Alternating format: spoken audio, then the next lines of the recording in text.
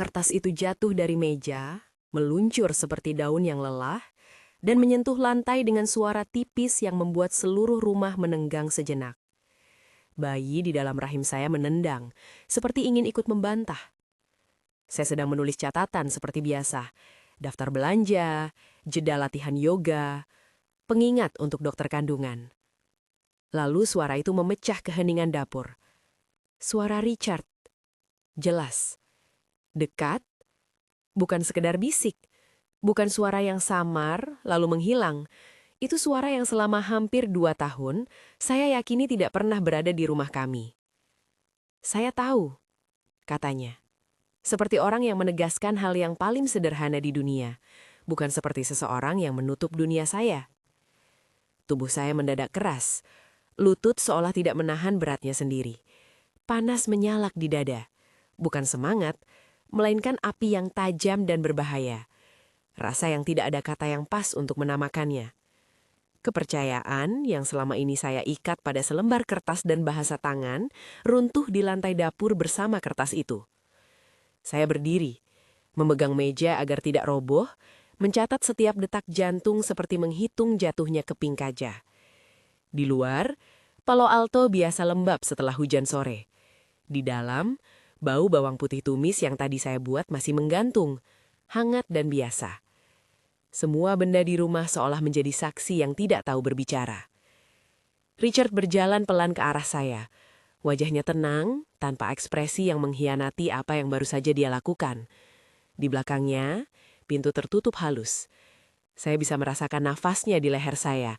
Ada bau aftershave yang saya kira selalu ada, meski kami tidur terpisah beberapa malam belakangan. Dia mengangkat tangannya, bukannya untuk minta maaf, tapi untuk mengambil kertas yang baru saja dijatuhkan. "Apa maksudmu ini?" Suara saya tipis. Kata-kata itu terdengar asing di telinga saya sendiri, seperti ditarik dari kotak suara yang belum pernah saya pakai. Richard membaca barus yang sama yang saya tulis 5 menit sebelumnya. Ingatkan dokter bulan depan, buat sup ayam, beli baju hangat untuk Claire. Dia berhenti pada nama yang belum lahir, Claire, dan matanya berkedip cepat. Ada sesuatu di situ yang dulu membuat hati saya melunak. Sekarang membuatnya hancur. Aku bisa bicara, Meg. Saya menyalahkan diri untuk reaksi pertama, rasa heran yang membeku. Mengapa saya tidak langsung menangis? Mengapa saya tidak langsung marah?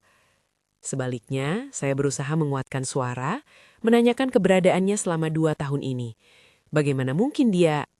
Ada banyak pertanyaan, dan semuanya menabrakkan diri ke dinding yang tak bisa ditembus. Richard menunduk, memandang ke permukaan kertas seperti sedang mencari jawaban di antara tinta. "Aku takut," katanya akhirnya. "Aku takut aku akan memilih seseorang karena iba, atau karena mereka mengasihiku karena aku berbeda. Jadi aku ingin tahu, apakah kau mencintaiku apa adanya?" Kata-kata itu terdengar seperti alasan yang disusun dengan hati-hati, seperti proposal dalam kaleng yang dilemparkan ke tengah ruangan.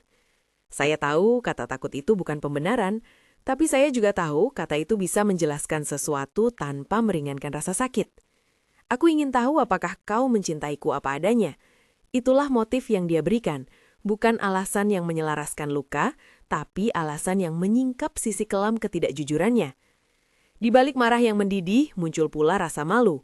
Bagaimana mungkin saya, seorang perempuan yang memutuskan meninggalkan pekerjaannya demi mengandung dan merawat rumah, dikhianati oleh orang yang saya pilih? Bagaimana mungkin saya tidak melihat serangkaian tanda yang kini tampak jelas seperti jalur benang merah? Sementara itu, bayi di perut saya terus menendang, seolah ingin mengingatkan ada nyawa lain di dalam kehancuran ini. Jika cerita ini menyentuhmu, tulis pendapatmu di komentar atau ikut saluran ini untuk kisah nyata lainnya. Saya berusaha mengatur nafas dan menarik mundur memori ke saat-saat sebelum suara itu, karena agar orang mengerti mengapa saya bisa bertahan bersama pria yang berpura-pura seperti hantu di rumah sendiri, saya harus tahu bagaimana saya tiba di titik itu, kesepian yang lembut dan invasi keluarga yang penuh maksud baik. Bagaimana bahasa tulisan menjadi jembatan tunggal kami, dan bagaimana cinta itu bertumbuh dalam ruang-ruang sunyi. Sebelum Richard, nama saya hanyalah daftar tugas dan jam kerja. Saya berusia 32 tahun ketika ibu saya, dalam bentuk perhatian yang agak geram, memutuskan saya sudah cukup lama menunggu. Kami hidup di kota yang cepat dan dingin, di mana orang-orang merayakan prestasi dan menutupi kerinduan mereka dengan kopi artisanal.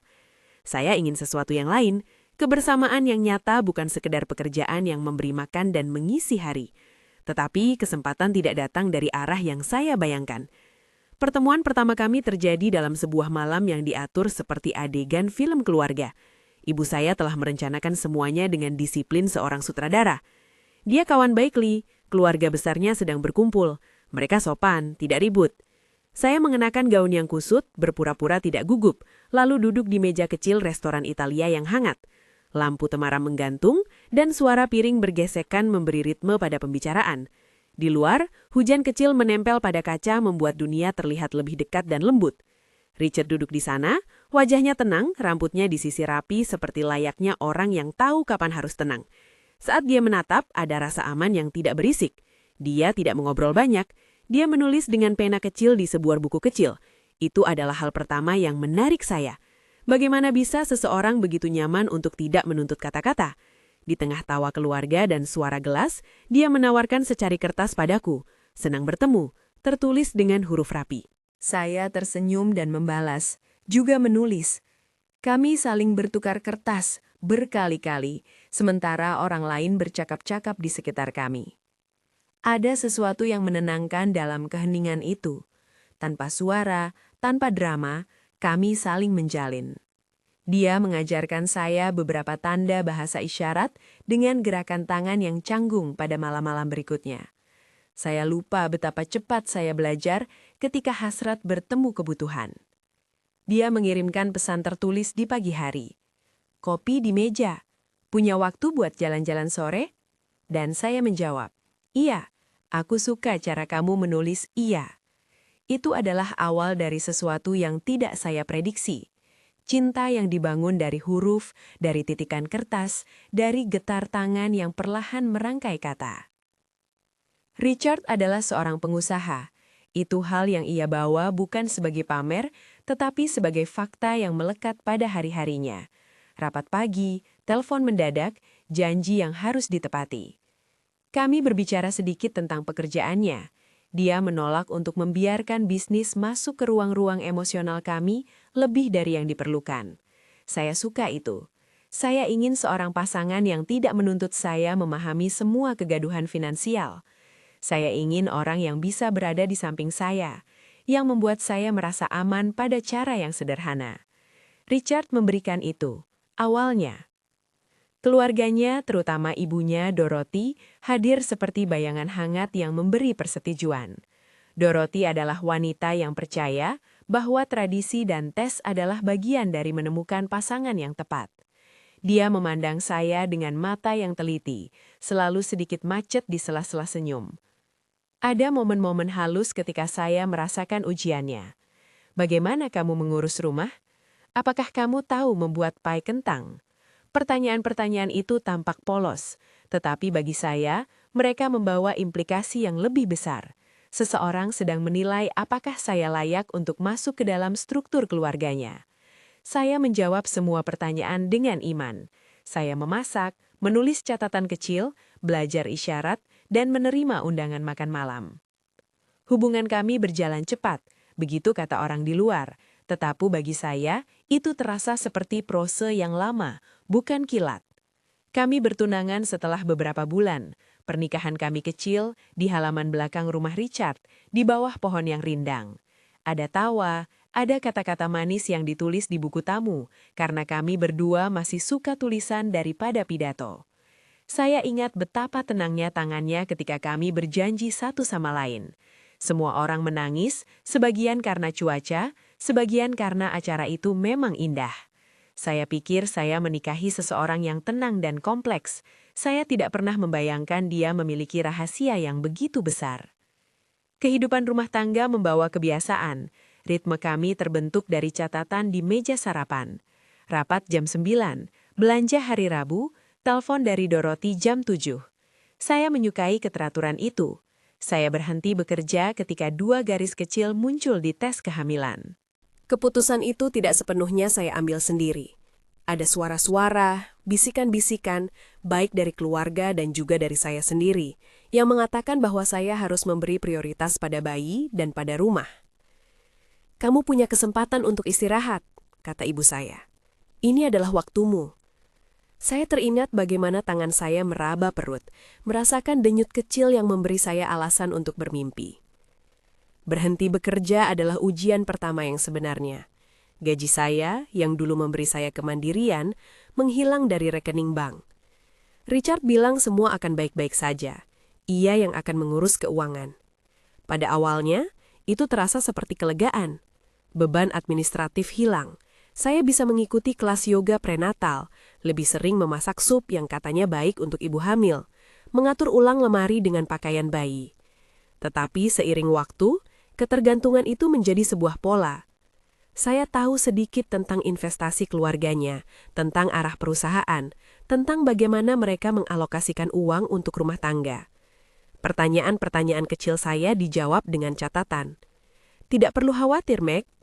Seperti dulu di restoran ketika kami bertukar kertas, kata-kata itu menenangkan, lalu mulai menutup pintu. Ada momen-momen kecil yang menabrakan kenyataan pada saya. Ketika saya ingin membeli buku bacaan anak dan menunggu persetujuan. Ketika Ibu Richard muncul tanpa pemberitahuan dan mulai menata lemari bayi. Ketika saya mendapati beberapa hadiah kecil dari teman kerja yang saya tinggalkan, lalu terselip di antara tumpukan pakaian yang mengharuskan kami mengatur ulang prioritas. Saya membiasakan diri dengan cara Richard menjaga kedekatan, namun menutup banyak pintu. Ada hal yang bernama privasi keluarga yang dia pegang seperti simbol kedewasaan. Saya belajar bahwa cinta juga berarti menyerahkan beberapa ruang untuk orang lain. Saya menyerah pada beberapa hal karena saya percaya bahwa kami sedang membangun sesuatu yang lebih besar daripada keinginan individu kami. Di sela-sela itu ada Julia. Namanya muncul sesekali seperti bayangan masa lalu. Richard tidak banyak bicara tentang mantan-mantannya. Saya tidak bertanya banyak. Terkadang percakapan kami mengenai masa lalu selalu disudahi dengan senyum kecil dan sebuah catatan. Tidak relevan. Atau, itu dulu. Saya menerima itu. Saya tidak ingin menjadi penyelidik hubungannya. Saya ingin jadi teman hidupnya. Namun fakta bahwa Dorothy kadang menyindir tentang pilihan-pilihannya memberi saya rasa waspada yang halus. Sebuah rasa bahwa ada standar yang tidak semua orang bisa lewati. Seiring usia kehamilan bertambah, harapan juga bertambah, tapi begitu juga kecemasan. Ada malam ketika saya bangun di tengah tidur, merasakan kontraksi palsu. Ada malam lain ketika Richard tidak pulang tepat waktu karena rapat yang katanya berlangsung sampai larut. Saya menunggu di dapur, dengan secangkir susu hangat, menulis catatan kecil di meja. Itu menjadi ritual kami. Pesan-pesan singkat yang mengungkapkan alamat-alamat emosional kecil kami. Sampai hari di mana kertas itu jatuh, kami hidup dalam bahasa tulisan yang menjadi benda cinta sekaligus perangkap. Sebelum pengungkapan itu, tidak ada pertanda besar, kecuali sejumlah ketidaksesuaian yang bisa saya jelaskan sendiri. Ada kalanya saya mendengar tawa kecilnya di telepon, ketika ia berpura-pura tak mendengar ketika saya mengatakan sesuatu di ruang tamu. Saya mengulang hal-hal untuknya, menulis ulang, seolah-olah kami sedang memainkan partitur yang sudah diatur. Di luar rumah, kami tampak seperti pasangan yang serasi. Saya dengan perut membesar, dia dengan setelan yang rapi. Dorothy menggandengkan tangan kami di acara keluarga. Tapi di dalam, ada batas-batas yang tidak pernah kami lampaui. Seperti ada ruang lain yang ia jaga dari pandangan saya. Hari-hari menjelang 6 bulan kehamilan, saya semakin sering merasakan bahwa saya hidup di antara dua dunia. Dunia yang tampak, pertemuan, kue ulang tahun, obrolan ringan yang kami posting di media sosial, dan dunia pribadi yang disusun dari surat-surat kecil yang kami tukar. Saya tidak pernah membayangkan seorang suami akan memilih untuk hidup dalam diam yang disengaja. Saya pikir diam adalah jembatan romantis, bukan topeng. Diamnya Richard pada awalnya terasa seperti penghiburan, kehadiran tanpa tuntutan. Lama-kelamaan diam itu menjadi sebuah teka-teki yang tak pernah saya pecahkan. Sore itu ketika saya menulis daftar belanja, dan kertas itu jatuh, Saya tidak menyangka bahwa sebuah kata, sebuah bunyi yang tiba-tiba keluar dari mulut Richard akan mengubah seluruh makna keseharian kami. Ada pola yang terlihat jelas dengan mata yang kini lebih tua. Persiapan keluarga, dorongan agar saya berhenti bekerja, pengawasan halus Dorothy, dan motif Richard yang tersembunyi. Ketakutannya akan dipilih karena belas kasihan. Saya tidak ingin memperkecil ketakutan itu, tapi saya juga tidak ingin menjadikannya alasan untuk menyakiti. Sesaat setelah pengakuan itu, rumah menjadi sebuah ruang akrobatik dari perasaan. Saya mengepalkan tangan, memeluk perut, merasa bayi itu seakan mengerti bahwa dunia orang dewasa mungkin tak layak untuk dipercayai. Saya menatap Richard. Ia tampak semakin kecil. Lelaki yang saya kenal sebagai pelindung nampak rapuh di depan luka yang dia ciptakan sendiri. Kenapa tidak pernah bilang? Saya menuntut. Suara saya lebih kuat sekarang, pecah seperti gelas. Saya menuntut penjelasan yang tak mungkin mengembalikan 2 tahun yang hilang. Kenapa pura-pura tuli? Dia memasang wajah yang lelah. Dan kali ini suaranya memecah dengan nada yang berbeda. Bukan tanpa emosi, melainkan penuh penyesalan. Karena aku takut kau tidak akan memilih tuh. Aku takut mereka yang tahu aku, akan memandangku berbeda. Aku tidak ingin dicintai karena kasihan. Kata-kata ini seperti memberi konteks pada sebuah teka-teki. Tapi konteks tidak sama dengan pembenaran. Saya merasa seperti menggali di bawah lapisan tanah dan menemukan akar yang terdiri dari rasa takut, manipulasi, dan juga upaya yang tampak tulus untuk melindungi sesuatu yang rapuh. Ada rasa kemarahan yang meluap, tercampur dengan kasih yang pernah ada, dan kebingungan yang mendalam. Saya menutup pintu ruang makan dengan tenaga lebih kuat dari yang saya sadari. Suara denting kayu menggema di rumah. Richard berdiri di sana, memegang kertas yang saya tulis, seperti saksi bisu dari kebohongan yang ia rawat selama berbulan-bulan. Tiba-tiba, saya merasakan kebutuhan untuk menghilang, untuk menjauh, untuk mencari ruang di mana tak ada bisik-bisik atau catatan yang bisa membingkai kembali arti kita. Saya mengemasi beberapa hal ke dalam tas kecil, pakaian, dokumen penting, sebuah buket kecil foto yang pernah kami ambil di musim semi. Saya tidak mengambil semua, terlalu banyak kenangan menempel di setiap sudut rumah. Tetapi ada satu hal yang saya ambil dengan sengaja, buku catatan kecil di mana Richard dan saya menulis pesan awal. Membawanya terasa seperti membawa fragmen masa lalu yang belum saya pecahkan. Di luar, udara malam menyambut dengan dingin yang menusuk. Saya mengunci pintu tanpa menoleh ke belakang. Richard berdiri di ambang pintu, matanya kosong, bibirnya membentuk kata maaf yang tak terdengar. Di trotoar, lampu jaran memotong bayangan kami. Ada jarak yang nyata antara dua manusia yang pernah menjanjikan hari tua. Saya mengendap ke dalam mobil, menyalakan mesin, dan saat saya menarik nafas, tubuh bayi itu menendang keras untuk pertama kali sejak pengumuman. Rasanya seperti protes kecil dari kehidupan yang tidak memilih ikut campur, tetapi menuntut tempat di tengah drama orang dewasa. Saya memeluk perut saya sendiri di kursi setir, merasakan detak yang menenangkan. Malam itu saya menginap di rumah saudara perempuan saya, Catherine, yang membuka pintunya tanpa banyak pertanyaan, hanya dengan pelukan hangat yang terasa seperti izin untuk menangis. Kau berani mengambil langkah, katanya pelan, tanpa menghakimi. Ia tahu sedikit detail. Ia tahu cukup untuk menawarkan tempat berlindung dan secangkir teh. Saya menumpahkan sebagian air mata yang sudah lama menunggu ruang untuk jatuh. Keesokan paginya, telepon saya berdering tanpa henti.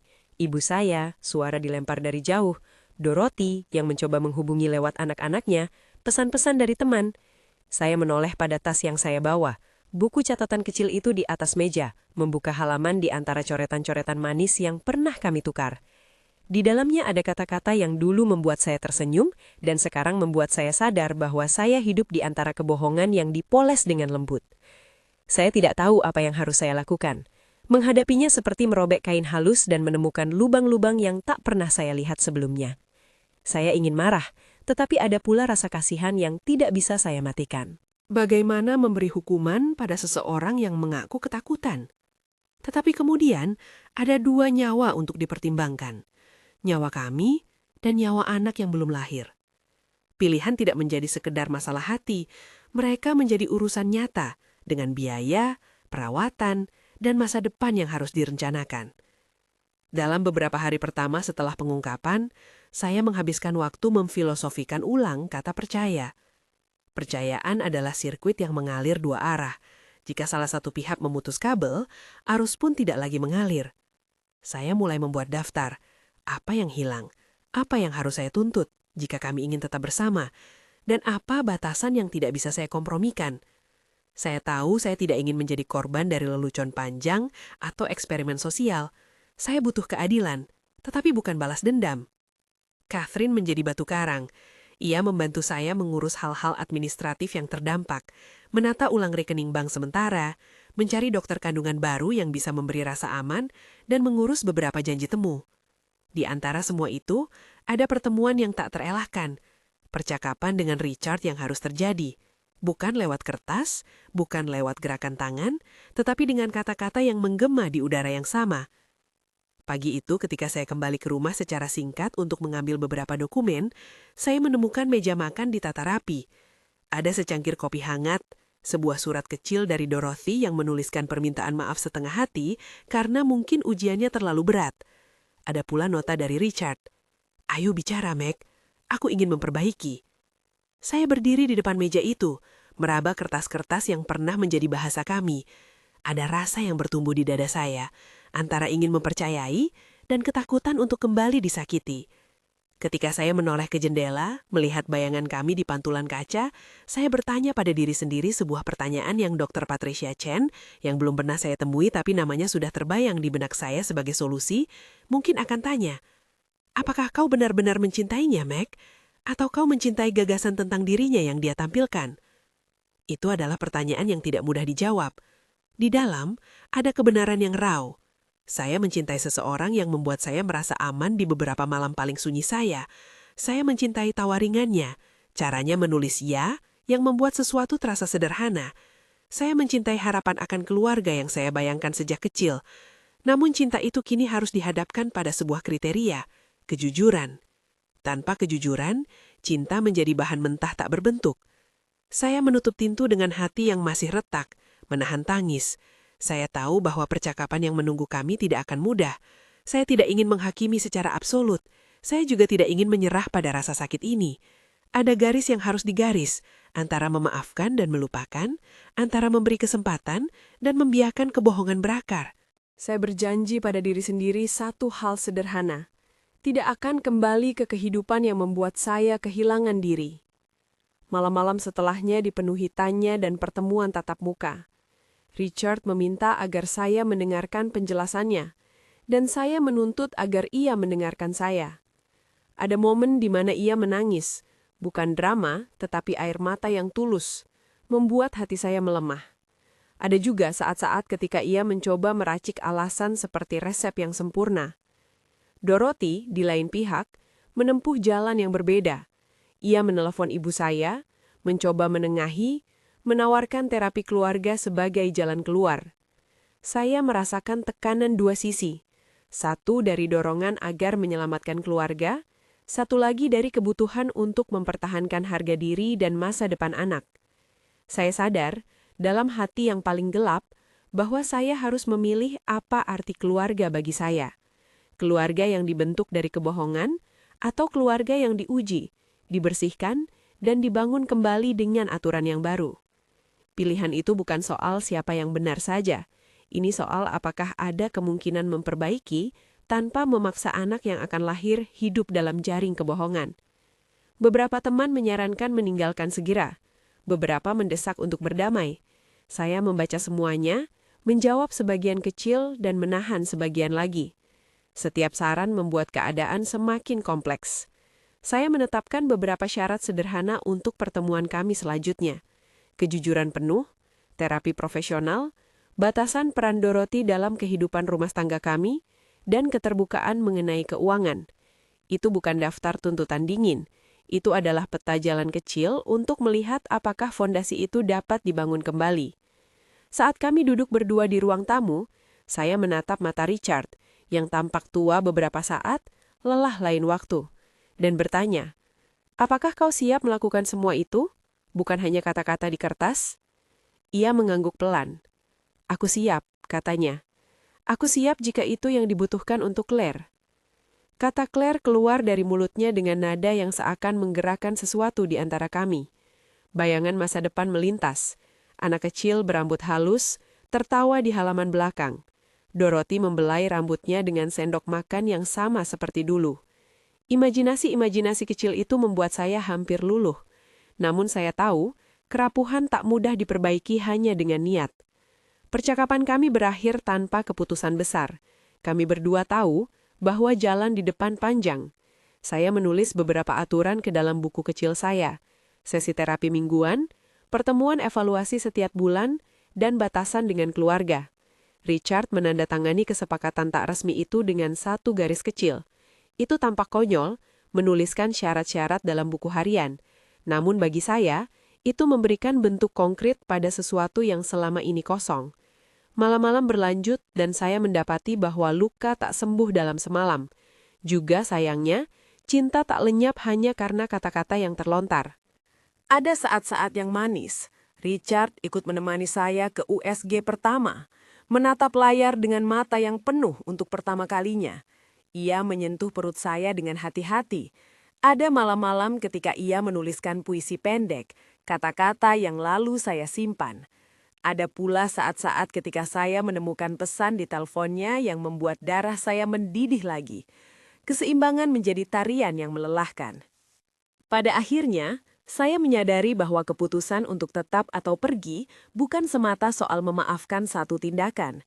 Itu soal apakah seseorang mau menjalani proses panjang untuk memperbaiki. Saya tidak ingin menjadi saksi dari perubahan yang hanya diucapkan. Saya ingin bukti. Saya ingin konsistensi. Saya ingin tanggung jawab.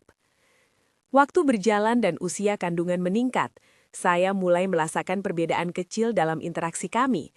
Richard lebih sering berbicara, bukan lagi bersembunyi di balik huruf, melainkan meminta maaf, mengakui kesalahan, dan menanyakan apa yang bisa ia lakukan untuk membuatnya lebih baik. Dorothy yang awalnya bersikap defensif, kemudian mengajukan diri untuk menemui konselor dan menjanjikan ruang bagi saya untuk bernafas. Itu semua membantu, namun tidak menghapus bekas. Di tengah semua itu, ada hari-hari ketika saya duduk sendiri di taman, memandang sepasang orang tua yang mendorong kereta bayi, merasa cemas dan berharap. Saya menulis di buku catatan. Apakah kita bisa menjadi orang tua yang baik jika kebohongan adalah awalnya? Itu pertanyaan yang terus menghantui. Saya menulisnya bukan untuk menjawab, tetapi untuk mengingatkan bahwa pertanyaan itu harus dimasukkan ke dalam proses penyembuhan.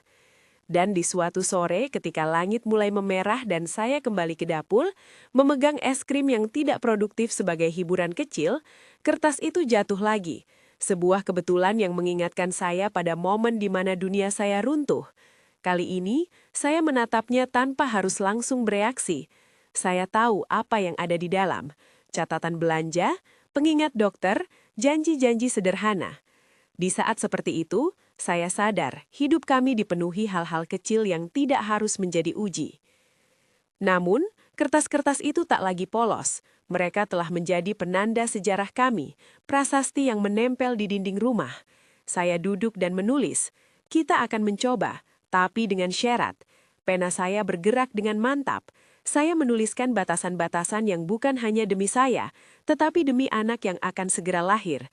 Saya menuliskan syarat bahwa kejujuran harus menjadi latihan harian, bukan sesuatu yang hanya diucapkan saat emosi memuncak. Saya menuliskan syarat bahwa Dorothy harus menunjukkan komitmen konkret untuk perubahan.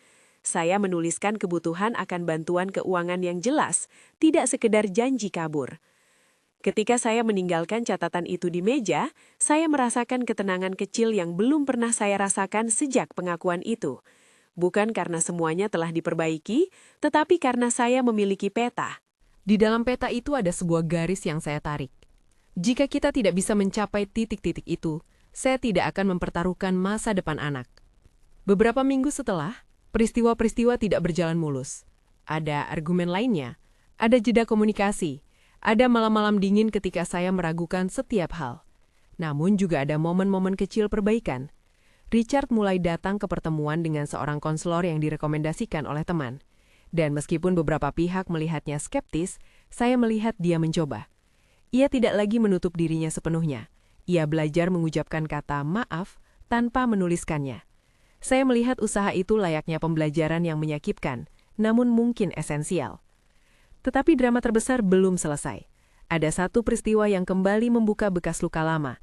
Sebuah kejadian kecil, hampir sepele, namun memantik ledakan emosi. Saya tidak akan meninggalkannya di sini. Itu merupakan babak yang akan membuat semuanya berputar kembali. Saya menutup lembar ini dengan satu kesadaran.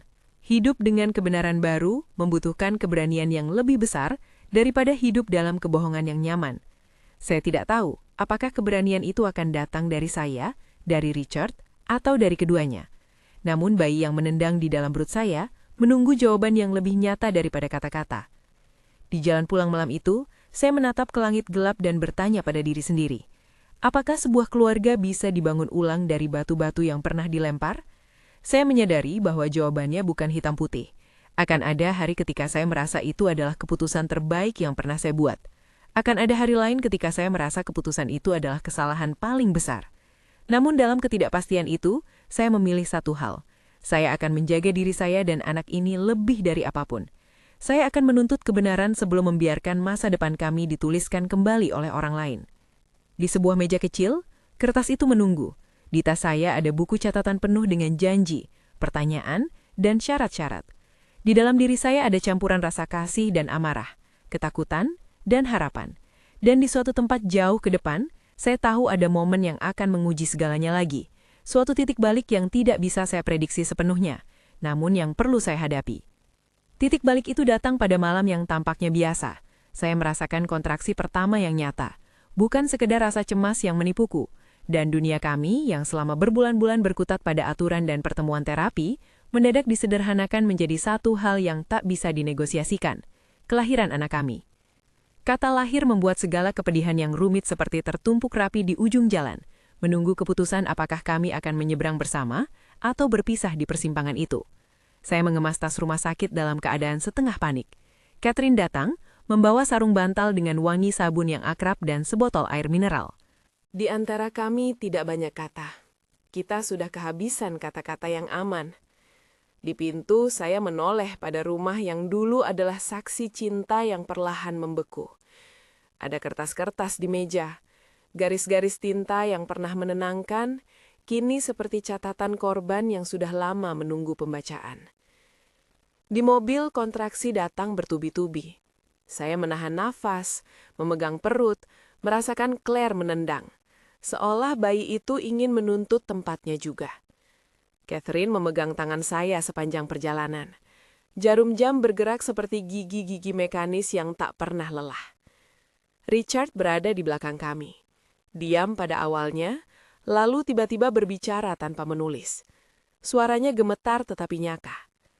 "Meg," katanya, "aku di sini."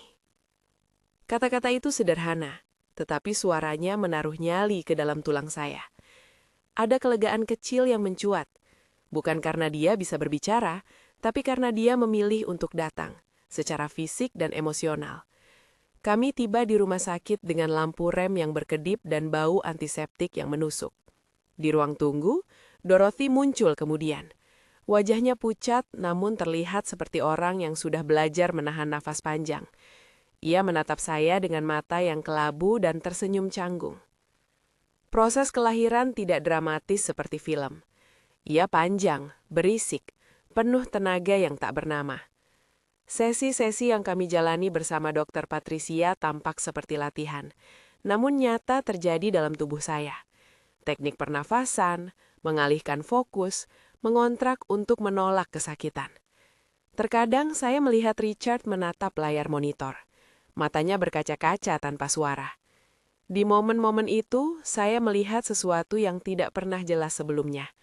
Bukan sekedar penyesalan, tetapi kesedihan mendalam yang lahir dari mengetahui ia telah mengkhianati kami sendiri.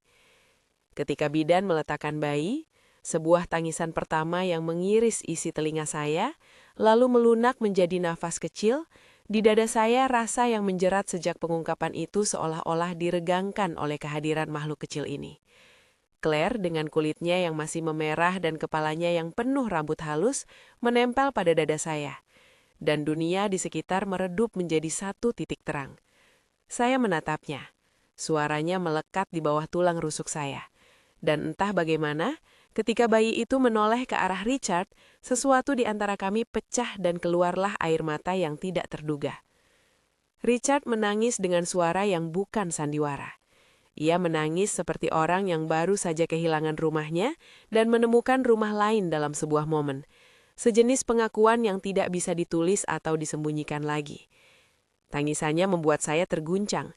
Ia meraih tangan saya, menempelkan wajahnya ke bahu saya dan kata-katanya sederhana. Maafkan aku tidak pantas, tapi aku ingin mencoba. Ada banyak yang belum saya percayai. Tapi ada juga ruang yang terisi oleh makhluk kecil di antara kami.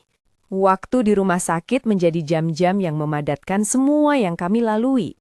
Kejujuran, tuntutan, perjanjian yang tertulis di buku kecil saya, semua itu diuji oleh kehadiran Claire yang tak pernah meminta pertanggungjawaban kepada siapapun kecuali pada alamnya sendiri.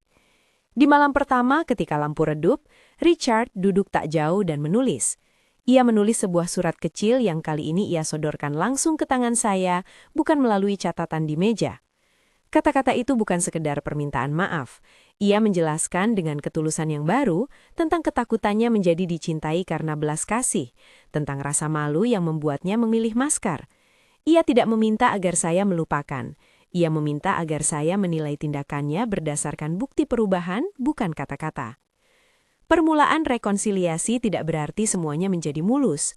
Kembali ke rumah memunculkan tantangan baru. Rutinitas bayi, kurang tidur, kebutuhan finansial, dan bayangan Dorothy yang masih sering hadir tanpa batas. Namun kelahiran Claire mengubah arah pembicaraan. Kini fokus kami adalah merawat anak kecil ini, memberinya makanan, kehangatan, keselamatan. Tanggung jawab praktis ini memberi tempat bagi tindakan nyata, bukan hanya janji-janji. Sesi terapi bersama Dr. Patricia yang diadakan beberapa minggu setelah kelahiran punya nada yang berbeda. Saya masih membawa daftar batasan, tetapi kini juga membawa poster kecil foto Claire yang tersenyum, seperti bukti kecil bahwa ada alasan untuk mencoba. Dr. Patricia meminta kami menuliskan kontrak perilaku, kapan Richard harus memberi laporan keuangan secara terbuka, jadwal terapi mingguan yang tidak boleh dilewatkan, aturan mengenai peran Dorothy dalam kehidupan rumah tangga, dan konsekuensi nyata jika kejujuran dilanggar lagi. Ia menegaskan, perubahan yang tahan lama membutuhkan struktur, cinta tanpa struktur tidak cukup. Richard dengan tangan gemetar menandatangani kontrak itu. Itu adalah momen yang aneh, sebuah tanda tangan yang terasa tidak puitis, tetapi bermakna. Saya menyadari bahwa keberlanjutan hubungan kami bukan soal dramatisme-romantisme, melainkan konsistensi harian, hadir ketika Claire bangun tengah malam, menanggung biaya perlengkapan, menjelaskan kepada Dorothy bahwa beberapa batas harus dijaga. Hal-hal itu tampak kaku, namun mereka memberi rangka bagi kepercayaan yang rapuh. Dorothy meminta waktu terpisah dan setuju untuk bertemu konselor keluarga. Itu bukan permintaan maaf instan yang hangat. Itu adalah keputusan yang diambil di meja konsultasi dengan kata-kata yang terancang. Ia berbicara tentang tradisi, tentang keinginannya untuk memastikan keluarganya tetap utuh, tetapi juga mengakui bahwa cara ia menguji saya tidak adil. Saya menerima maafnya dengan syarat, jarak yang jelas dan komitmen praktis untuk tidak mencampuri urusan finansial atau manajemen rumah tangga. Hal-hal itu tampak kaku, namun mereka memberi rangka bagi kepercayaan yang rapuh. Batas itu membuatnya murung pada awalnya, tetapi lama-kelamaan ia menunjukkan perubahan nyata. Lebih sering menelpon untuk menanyakan kabar Claire daripada memberitahu saya bagaimana harus menyetrika selimut bayi. Dalam tahun-tahun setelah Claire lahir, proses penyembuhan menjadi rutinitas panjang yang tak romantis. Ada hari-hari manis. Pagi di mana Richard bangun lebih dulu untuk membuat susu, malam-malam ketika ia mengayun tubuh Claire sampai tertidur, momen ketika ia menulis surat-surat kecil lagi, namun bukan untuk menyembunyikan suaranya, melainkan untuk menuliskan rencana finansial, jadwal imunisasi, dan janji ke dokter gigi. Ada juga hari-hari gelap, telepon tak terjawab, bisik yang merembat dari media sosial, kadang kecurigaan yang menguak karena kebiasaan masa lalu. Kami belajar untuk tidak mengukur konsistensi hanya pada satu tindakan, tetapi pada pola. Saya kembali mengambil peran kecil di dunia kerja ketika Claire berusia 2 tahun. Bukan karena saya ingin hidup seperti dulu, tetapi karena saya ingin kembali memiliki penghasilan saya sendiri, merasakan otonomi yang pernah saya tinggalkan. Itu proses yang belan, part-time konsultasi, kemudian sebuah proyek yang berkembang menjadi lebih stabil. Richard mendukung keputusan itu, mengakui bahwa menyimpan semua tanggung jawab keuangan pada dirinya bukanlah hal yang sehat, dan bahwa kami butuh distribusi peran yang adil. Ketika saya membuka rekening baru atas nama bersama untuk tabungan pendidikan anak, itu terasa seperti tindakan ritual, sebuah penanda bahwa masa depan Claire dimulai dengan kesepakatan nyata. Terapi berlanjut, paruhnya di ruang terapi pasangan, paruhnya di sesi individual. Dokter Patricia menantang saya dengan pertanyaan-pertanyaan yang tajam namun lembut. Apakah kita menyelamatkan pernikahan demi anak, atau membangun keluarga yang sehat untuk anak? Ia membantu kami memindahkan pusat hubungan dari luka ke tindakan. Richard menjalani terapi kelompok untuk laki-laki yang menghadapi rasa malu dan isolasi sosial. Ia belajar teknik komunikasi, bagaimana mengakui ketakutan tanpa meloloskan kebohongan. Ia juga melakukan tugas rumah, membuka buku keuangan, menghadiri pertemuan keluarga, dan yang lebih penting, mengizinkan saya untuk memimpin perencanaan hidup kami secara bermakna. Dorothy berubah lambat. Ada titik ketika ia menangis di ruang makan kami, mengakui bahwa ia menilai pasangan seperti tes yang harus dilalui, bukan relasi yang harus dirawat. Ia masuk ke program konseling lansia, dan mulai menulis surat-surat yang lebih rendah nadanya, berisi permintaan maaf yang tak lagi setengah hati. Saya menetapkan jarak yang tetap. Ia boleh hadir pada ulang tahun dan acara keluarga, tetapi urusan internal rumah kami adalah urusan antara saya, Richard, dan anak-anak kami. Itu membuatnya menerima aturan dengan perasaan pahit manis. Kewenangan itu menggoyahkan perluasan peran lamanya, namun memberi ruang bagi hubungan baru yang lebih sehat. Kami juga berbicara soal keluarga kecil itu. Claire tumbuh menjadi gadis yang tahu bahwa rumahnya penuh dengan cerita yang rumit. Kami memilih untuk jujur dengannya dengan cara yang sesuai usianya, menjelaskan bahwa terkadang orang dewasa melakukan kesalahan dan bahwa keluarga kami sedang belajar untuk memperbaiki hal-hal itu. Keberanian kami bukan berdasar pada penutupan, melainkan keterbukaan yang dibingkai oleh rasa aman. Claire mendapatkan terapi anak ketika usianya 5 tahun, sebagai bagian dari pendekatan kami agar trauma yang kemungkinan muncul tidak menumpuk tanpa pengolahan. Itu adalah keputusan yang saya buat bukan untuk menandai kegagalan, melainkan sebagai bentuk tanggung jawab. Beberapa momen tenar datang seperti hadiah tak terduga. Claire menulis surat I love you dalam huruf acak pada usia 4 tahun dan menaruhnya di atas meja. Atau Richard mengajarkan Claire memegang pena dengan cara yang lembut, hal kecil yang membentuk rasa aman.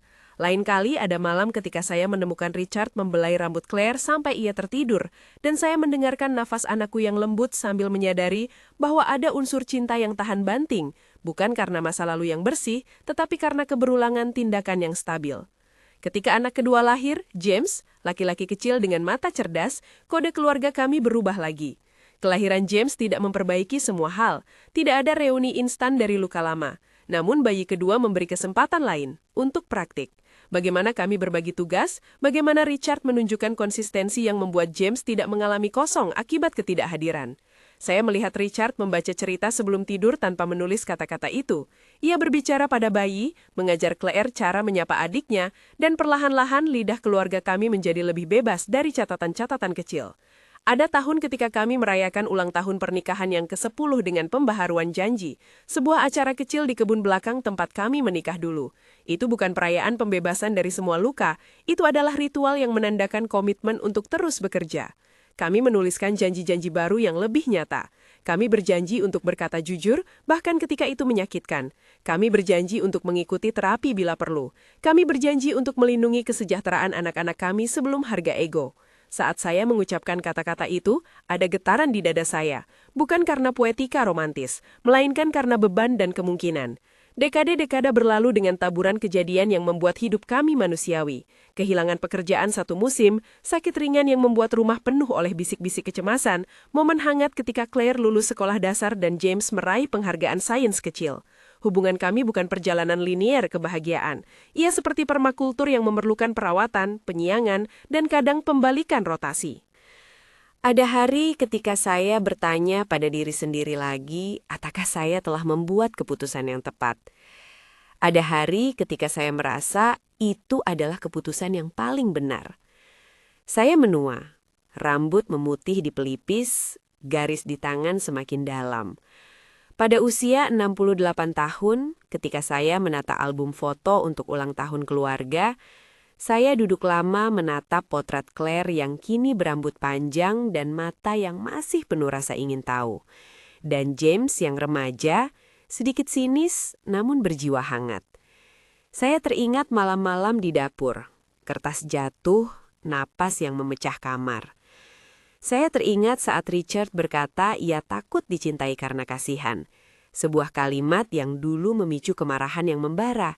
Sekarang menjadi pintu untuk memahami kerentanan yang kompleks. Refleksi saya sekarang tidak simpel. Ada hari ketika saya berkata pada diri sendiri bahwa semua pengorbanan, semua hari pengasuhan solo, semua terapi yang memakan waktu dan biaya, pantas demi melihat anak-anak kami tumbuh utuh. Ada hari lain ketika saya mengumpat kuat pada keputusan yang pernah mengikat saya pada kebohongan selama 2 tahun. Ambivalensi menjadi teman lama. Beberapa pagi saya berpikir, ya ini sepadan. Sementara sorenya saya bertanya, tidak, mungkin tidak.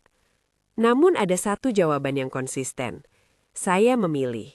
Bukan karena saya percaya pada kebaikan mutlak dari hubungan kami, melainkan karena saya memilih komitmen pada kesejahteraan anak-anak kami dan pada integritas diri saya, yang berarti mempertahankan batas-batas yang dulu saya tulis di buku kecil itu. Saya belajar bahwa memaafkan bukan tentang menghapus catatan buruk, melainkan membiarkan catatan itu menjadi sejarah yang dapat dibaca tanpa membiarkan isinya mengendalikan masa kini.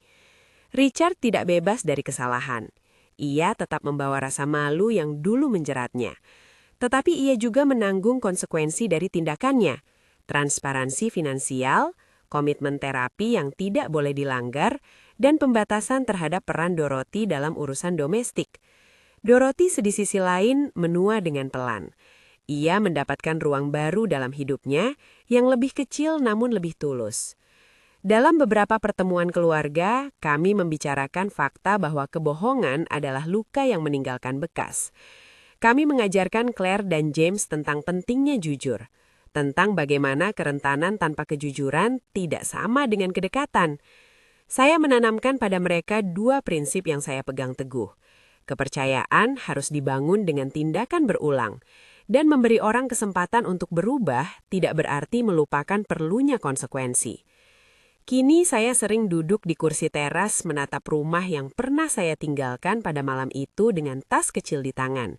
Rumah yang kini penuh dengan suara anak-anak dan bau sup yang mengingatkan saya pada dapur lama. Terkadang pada pagi yang cerah, saya bertanya lagi pada diri sendiri. Apakah memilih tinggal adalah kesalahan? Jawabannya tetap berlapis.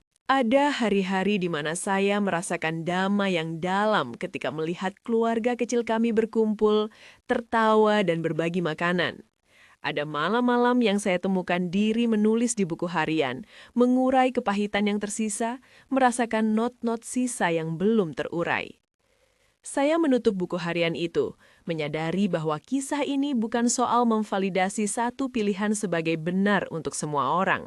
Cerita saya bukan manual, melainkan kisah seorang perempuan yang melewati pengkhianatan mendalam, mengatur batas, menuntut perubahan, dan kemudian memilih untuk melindungi anak-anaknya dalam cara yang menurutnya paling memungkinkan.